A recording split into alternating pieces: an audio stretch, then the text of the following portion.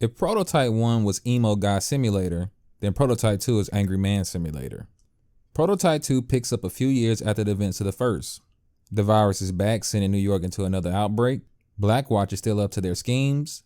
And Mercer once again is at the center of everything. Our new protagonist, James Heller, must learn the truth while dealing with his new powers.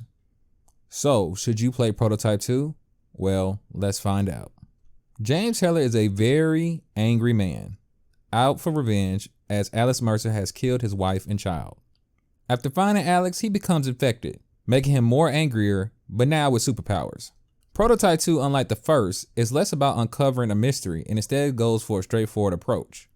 James's motives and morals are made very clear. Although James is enraged by grief, he doesn't lose his humanity, and he also doesn't make foolish mistakes. Every classic action movie trope is represented in Prototype 2. Sacrifice, femme fatales, moral dilemmas, cheesy one-liners, and tons of explosions and violence. Speaking of violence, the gameplay is definitely full of it. The gameplay is more streamlined than the first. Instead of a big move list and upgrade paths, now each power has only a few uses, but you can use 2 powers at once. A big issue in the first game was its lack of defensive options. James can not only block, but he can parry. He also has a cool dodge move that puts you right behind the enemy. Speaking of enemies, we do now have some new infected to deal with. Some infected have the same exact powers as James, as Mercer has been going around creating new evolved humans.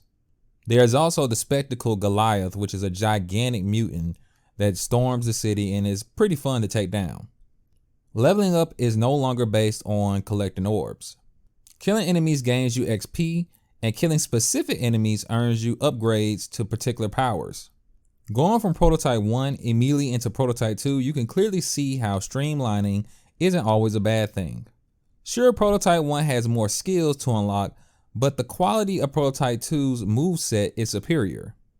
With James's ability to use 2 different powers at once, I don't really miss all of the different things that Alex could do.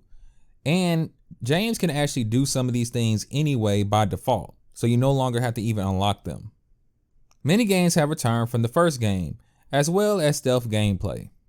The mini games are a bit different this time around, as they actually feel more like arcade challenges. From destroying containers to having to knock down different enemies like a stack of dominoes, there are different types of mini games that you can mess around with. Of course, going for high score is still a goal, and if you get the highest score possible, you can unlock some cool new costumes for James.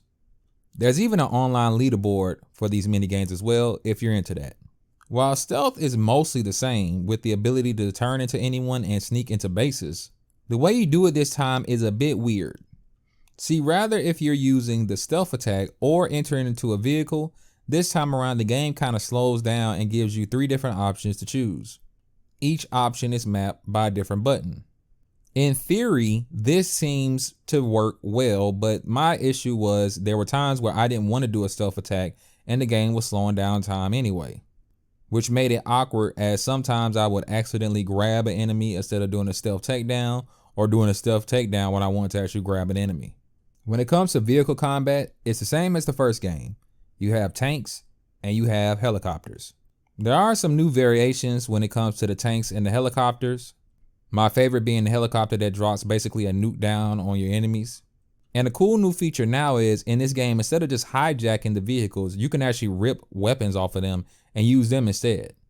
Now, a big part of Prototype 1 was the traversal, and everything from Prototype 1 is still here. James will glide, fly through the city, and you can run and parkour over everything.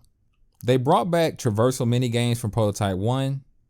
And just like in Prototype 1, you do have a lot of collectibles you can get all throughout the map. Thankfully, Prototype 2 has a tracker that will pop up anytime you're next to a collectible, so you no longer have to rely on a guide to find everything. As for other miscellaneous things you could do throughout the world, there are these random events where you can beat up a few guards here or there. They seem to give you upgrade powers, but it almost seems like a throwaway concept because literally all you do is just go over and beat up 5 enemies.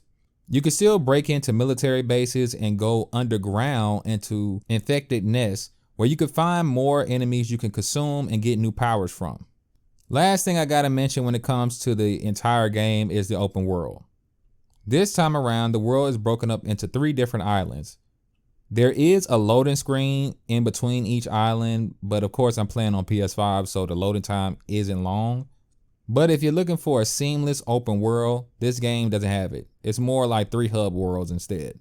I can say each hub world is different when it comes to the visuals. Some zones have more infected than the others, so you'll be able to see more civilians in one zone versus the other, and the last zone of the game is just all-out warfare. So, should you play Prototype 2? Well, it depends. If you want a short open world sandbox game with tons of action and good replayability, then yes. If you like over-the-top action films, then the story will also entertain you. To be honest, the only people that wouldn't like Prototype 2 are people looking for something complex to play. But if you're like me and you enjoy some dumb fun, then Prototype 2 is the game for you. I'm at the computer, what do I press? First, you need I'm pressing the red button.